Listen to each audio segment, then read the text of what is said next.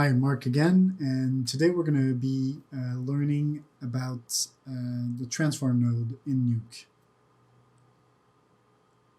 This is a quick, you know, use of the node.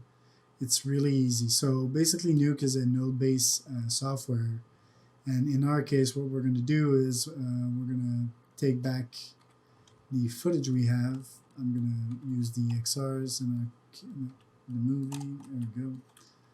So let's say we have this footage, but our client wants a closer look at the castle, so he doesn't want the entire image. So be wary of the screen resolution and also your actual project settings, which we're going to go through in another tutorials. So here we have our transform node, and these are basic functions. So basically you can either use the numeric pad to actually enter values, and then what's fun about Nuke is if you click near a decimal or a actual number value, you can actually go up and down with your up and down arrows on your keyboard and actually push it more precisely, and then the left and right arrows to actually go in and quickly switch between the values, so you can do minor corrections quite easily. And of course Control A to select all, 0 to set it back. So that's for the transform. Rotate, same deal. As you can see, this rotates the images. Scaling, it's basic principle, but it's fun to know how it operates.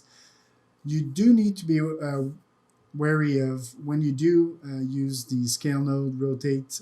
As you can see, there's like the dotted line. That's the bounding box. So basically, one of the strengths of Nuke, it retains the actual width of the image. So why I say you need to be wary is that when you do scale up, the information is still buffered into Nuke. So usually what we're going to see, but the reformat node is often used to bring it back and crop that information so it doesn't calculate. It's really useful if you do other nodes on top of it. It just scales the amount of processing it requires. So just be wary of that. So scaling, and then I can show you, like in any node there's also like set nodes to default, so everything brings back to 1. And also if you want to animate using the transform node, you can do let's say I have scaled this, and as you can see I can retain the transformation. Right click on here, and then you're going to have set key. If I click on here, it's going to set key on all the parameters on the left. If I click on just one node, set key, it's going to set it on the actual settings you want to adjust. So here we're at frame 1. I want to set it to 0, and then at frame 100 I want to push it to, let's say, 2, 3, 300. So basically here we have a basic animation of the card. So this is 2D pen.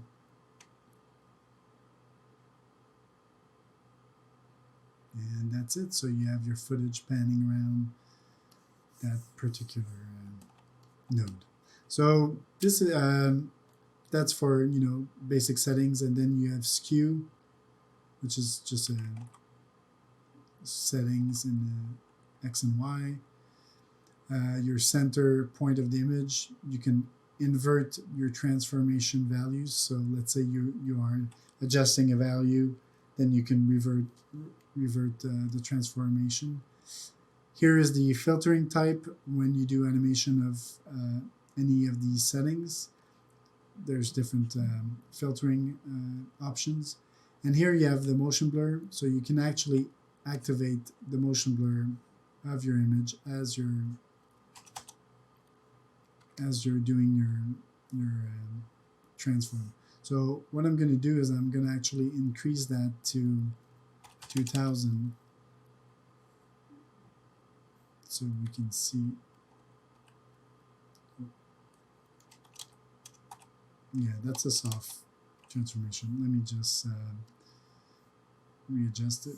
We're gonna look at the dope sheet. Here we go. So if I do a more dramatic transformation, you're gonna see that the motion blur that's applied, shutter speed again, 0.5 is 180 degrees shutter. So yeah, that kind of sums up, you know, a quick view of the transform node. Thank you for watching.